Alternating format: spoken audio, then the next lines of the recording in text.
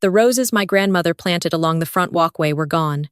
That was the first thing I noticed when the cab pulled up to the house. Not the peeling paint on the shutters, not the overgrown grass creeping over the edge of the driveway, the roses. She had tended those roses for 30 years. Deep red, almost burgundy, blooming every June like clockwork. My mother had ripped them out and replaced them with decorative gravel and 2 plastic topiaries from a discount home goods store. I stood on the sidewalk with my suitcase and just stared. I hadn't called ahead. That was the point. I'd been in Charlotte for 2 years working a contract position at a logistics firm, long hours. A small apartment and a bank account I kept feeding, while a significant portion of every paycheck went straight back home to Nashville. Not because anyone asked nicely, because my mother had a way of presenting financial need the same way she presented everything else, as something that was simply going to happen, and my only choice was how gracefully I accepted it. My older brother had always been her favorite. My younger sister had always been her project. I had always been the one who handled things. That's what she called it. "You're the one who handles things, Rachel," like it was a compliment. I was 31 years old, single because relationships require time I didn't have, living in a 1-bedroom apartment with a second-hand couch, sending $1,200 home every month, for reasons that were always just vague enough that I couldn't argue with them. Dad's medication, the water heater, property tax, my brother's car insurance once, which I only found out about 6 months later when I saw the breakdown my father had quietly written in the small notebook he kept in his shirt pocket. My father kept records of everything. He was an accountant for 30 years before he retired. He had a notebook for the house expenses, a notebook for the grocery budget, a notebook for what he called the transfers, which was his quiet, dignified way of documenting every dollar that came from me and where it actually went. He'd mailed me a copy of that notebook 3 months earlier. He hadn't explained why. Just put it in a manila envelope with my name, written in his careful block letters, and dropped it in the mail. I'd read it once, felt sick, put it in my desk drawer, and tried to figure out what to do with it. I was still trying to figure that out when I decided to come home for a long weekend. Surprise visit. I wanted to see him. I wanted to look him in the face and ask him directly, "Dad, how are you actually doing?" Not over the phone, where my mother sometimes lingered in doorways. In person. I rang the doorbell. My sister answered. She was in a silk robe at 2 p.m, holding her phone, and the expression on her face when she saw me was not happiness. It was something closer to calculation, a half-second where I could see her deciding what to do. "Rachel," she said, "you didn't say you were coming." "No," I agreed. "I didn't." She stepped back and let me in. The house smelled different. There was new furniture in the living room, a large sectional in cream fabric that I definitely had not been consulted about, and an accent wall painted a deep olive green. There were throw pillows arranged in a way that suggested either an interior designer or someone with too much time and access to someone else's money. "Where's Dad?" I asked. She looked at her phone. "Just briefly. Just a flicker. He's not here," she said. "Where is he?" Another pause. Shorter this time. He had some appointments. Something tightened in my chest. My father did not have appointments in the middle of the week on a Thursday afternoon. My father, in retirement, walked to the coffee shop on Belmont at 8 every morning, came home by 10, read until lunch, and watched the news at 6. He was the most predictable man alive, and he took a quiet, unironic pride in that predictability. "What kind of appointments?" I asked. My sister finally looked up from her phone. "Rachel, maybe you should sit down." I did not sit down. "Tell me where he is." She told me. He had been at Vanderbilt Medical Center for 11 days. 11 days. I want you to understand what that means. My father had been hospitalized for 11 days. 11 days of doctors, of monitoring, of whatever had put him there, and no one had called me. I spoke to my mother every Sunday. I had spoken to her 6 days ago. She had told me the weather in Nashville was finally cooling down and that she was thinking about repainting the kitchen. She had not mentioned that her husband of 42 years was lying in a hospital bed. My sister was talking. I could hear her voice but not the words. Something about how it happened, something about not wanting to worry me, something about how they had it handled. I walked to the kitchen. I picked up my purse. I walked back through the living room past the cream sectional and the new accent wall, and the decorative objects that I now understood had been purchased in part with money I had earned in a city where I knew almost no one, working 70-hour weeks. "Where's Mom?" I asked from the doorway. A pause that lasted just a beat too long. "She's traveling," my sister said. I turned around slowly. Traveling. She needed a break. It's been stressful. Where is she traveling to? My sister looked down. Cancún? I stood very still for a moment. My father was in the hospital, had been for 11 days, and my mother had gone to Cancún. I took a breath. Then another one. Who else is with her? My sister didn't answer immediately, which meant I already knew. Is your brother with her? She nodded. Very small, very careful. Is his girlfriend with them? Another nod. My brother, his girlfriend, my mother, Cancún. While my father, their husband, their father was on the 8th floor of Vanderbilt Medical Center and had been for 11 days, and no one had thought to call the daughter who sent $1,200 home every month. I called an Uber. I didn't say goodbye. I don't think my sister expected me to.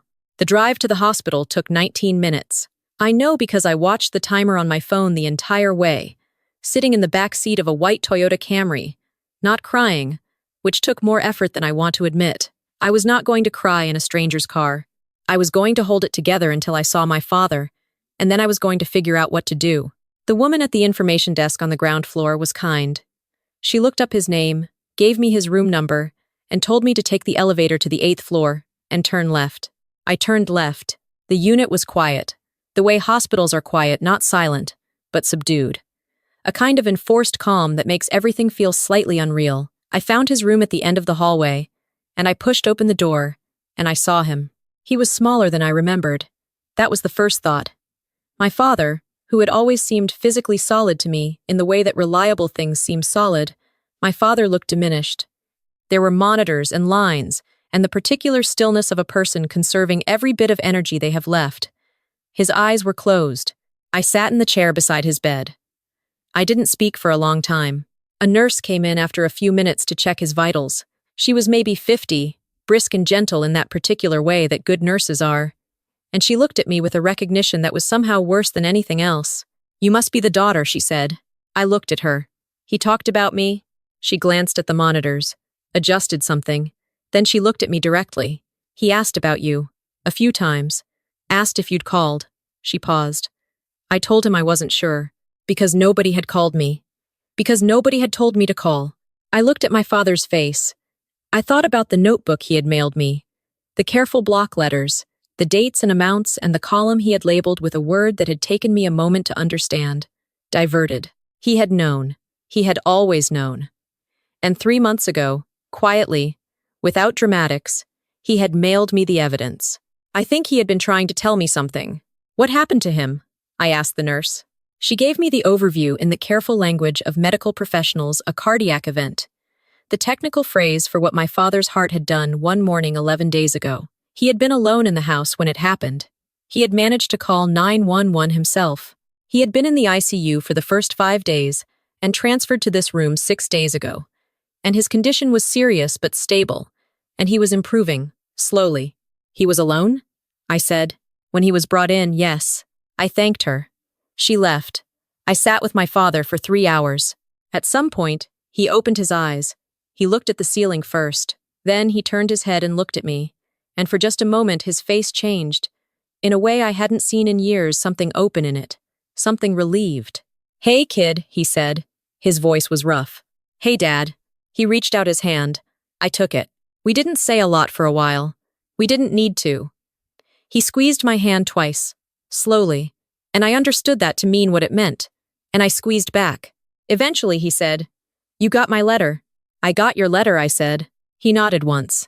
His eyes drifted closed again, but he kept holding my hand. I sat there and I thought very carefully about what I was going to do next. Because here is the thing about being the one who handles things. People assume that means you absorb everything, that you process the shock and the grief and the anger, and you convert it all into quiet, competent action. They're not entirely wrong, but what they miss is that the quiet, competent action is not always the action they're expecting. I waited until my father was asleep. Then I went to the hallway. I called my bank. The joint account, the one my mother had insisted on years ago. The one she had framed as a practical matter of family finances. The one documented so precisely in my father's notebook I was still listed as a co-account holder. That had never changed. My mother had never asked to remove me, possibly because removing me would have meant less money flowing in. It had simply never come up. I was on the phone for 40 minutes, The representative was thorough and professional. By the end of the call, I had done two things: restricted new transactions from the account above a small daily threshold, and transferred a significant portion of the balance into an account in my name alone that I had opened quietly 6 months earlier. After receiving a certain manila envelope with careful block letters on the front, my father had mailed me that notebook for a reason. I wasn't acting out of anger. Or I was, but I was acting out of something else more than anger. Something colder and more precise.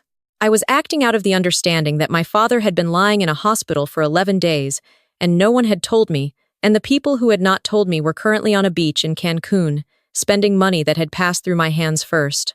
I knew exactly what was going to happen next.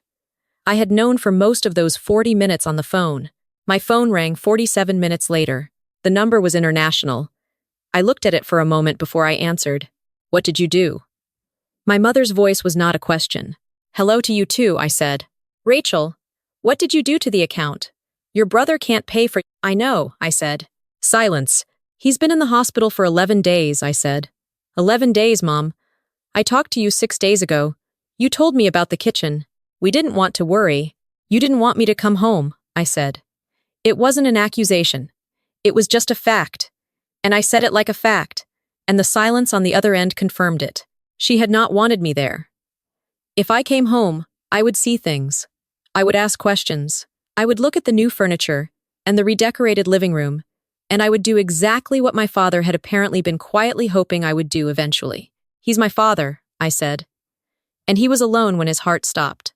He called 911 himself. He was alone in that house. My mother started to say something.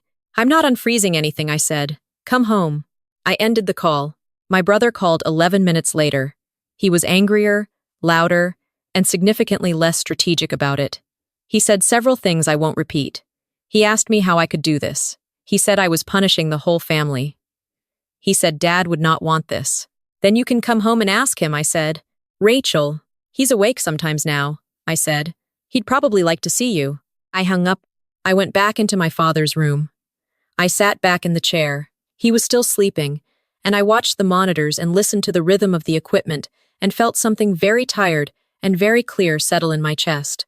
A different nurse stopped by later that evening, young, working the night shift. She checked the charts and smiled at me. "He's been doing better today," she said. "His numbers are good." "Yeah? You being here probably helps." She said it simply, without sentiment, the way nurses say things that are true. Then she moved on to the next room. I stayed that night. I slept badly in the chair, woke up stiff at 5 in the morning, went to the cafeteria for terrible coffee, and came back. My father woke up around 7 and seemed, if not better, then more present. He ate some of the breakfast they brought him. He asked me about Charlotte. I told him it was fine. He asked if I was happy there. I told him I wasn't sure yet. He said, "You know you don't have to keep sending money home." I looked at him. "I have my pension," he said, "and my accounts." "My accounts." He said the last 2 words with a very small, very deliberate emphasis. "I've kept track." "I know," I said.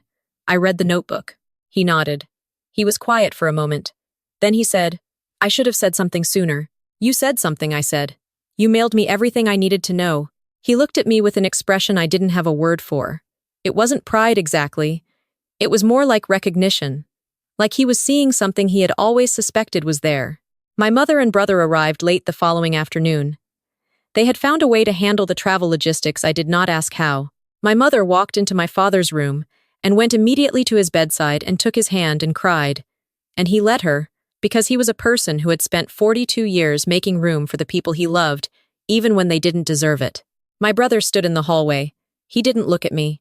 I stood near the window. I watched my mother hold my father's hand. And I thought about what the nurse had said, "You being here probably helps." And I thought about 11 days of nobody calling, and a beach in Cancun, and plastic topiaries where there used to be roses. That evening, in the waiting room down the hall, my mother sat across from me in a beige chair and said we needed to talk about the account. I had a folder with me. I had printed things before I left Charlotte, the bank statements I had access to, a few other documents, and a copy, made on my office printer, of my father's notebook. I put the folder on the small table between us. She looked at it. She didn't touch it. "He gave me that 3 months ago," I said. "He mailed it to me." A long pause. Everything in there is documented, I said. Dates, amounts, where it went, his handwriting, 31 months of records. My mother looked out the window at the hallway. A nurse passed. A cart went by. I'm not trying to make this into a war, I said. I'm not interested in that. But I am done. I'm done with the transfers. I'm done with the account. I'm done being the one who handles things while other people go to Cancun. She didn't argue. I think she had understood, somewhere on the flight back from Mexico, that there was nothing left to argue from. The notebook changed the geometry of everything. What I wanted, I told her, was simple. I wanted to be told the truth about my father's health going forward. I wanted the joint account closed, properly, with everything properly divided.